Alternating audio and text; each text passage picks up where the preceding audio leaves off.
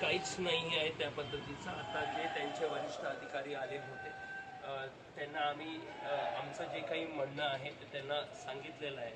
ते आता जाऊन जनरल मॅनेजर यांना कळवतील आणि त्यानंतर पुढचं काय आहे ते त्या पद्धतीने सांगतील. असं तुमचं म्हणणं होतं की मागण्या जोपर्यंत पूर्ण होत नाही तोपर्यंत उपोषण सुरूच राहील. तुम्ही आता देखील थांबा. हो, आता देखील ठाम आहे. जोपर्यंत पूर्णतः जे काही सेटल करायचं ते होत नाही तोपर्यंत हे उपोषण चालू आहे.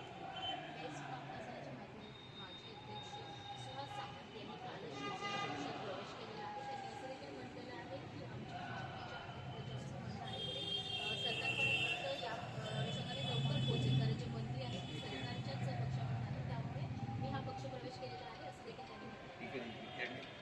ज्या वेळेला ते बेस्ट कामगार सेनेचे अध्यक्ष होते त्यावेळेला सुद्धा ते म्हणाले होते की आता सरकारात म्हणजे ज्या वेळेला सरकारात नव्हते तेव्हा ते तसे म्हणायचे, पण ज्या वेळेला 2019मध्ये त्यांचंच सरकार आलं, 2.5 वर्ष सरकार होतं, पण साधी एक नवीन बसगाडी आणण्याचं काम त्यांनी केलं नाही.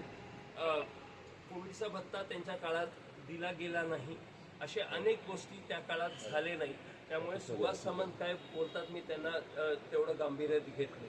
सुहास सामंत यांनी जो पक्ष प्रवेश केलेला आहे त्या अनुषंगाने बेस्टचे काही वर्कर्स यांनी त्यांच्यावरती नाराजी व्यक्त केली होती. जो पक्ष प्रवेश करण्यात आलेला आहे जर कोणी या BSTमध्ये कामगारांचा विश्वासघात कोणी जर केला असेल तर सर्वप्रथम सुहास सामंत यांचं नाव त्याच्यात येईल. त्यांनी जो विश्वासघात करून 13वा कलम ज्यांना आम्ही म्हणतो आमचं मृत्यूपत्र आहे ते 2021मध्ये सही करून पूर्ण कामगारांचं भवितव्य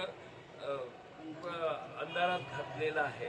तर सुहास सामंत हे ज्यांनी कोणी म्हणजे सर्व मी म्हणालो तसं की कामगारांचा विश्वासघात करणारा नेता हा सुहास सामंत. बेस्ट वर्कर्सचे शशांक राव यांच्याकडून उपोषण सुरू आहे. अद्यापही महाव्यवस्थापक यांनी भेट दिलेली आहे. तसंच भेटीसाठी बोलवलं नाही आहे, परंतु पत्र त्यांच्याकडे देण्यात आलेलं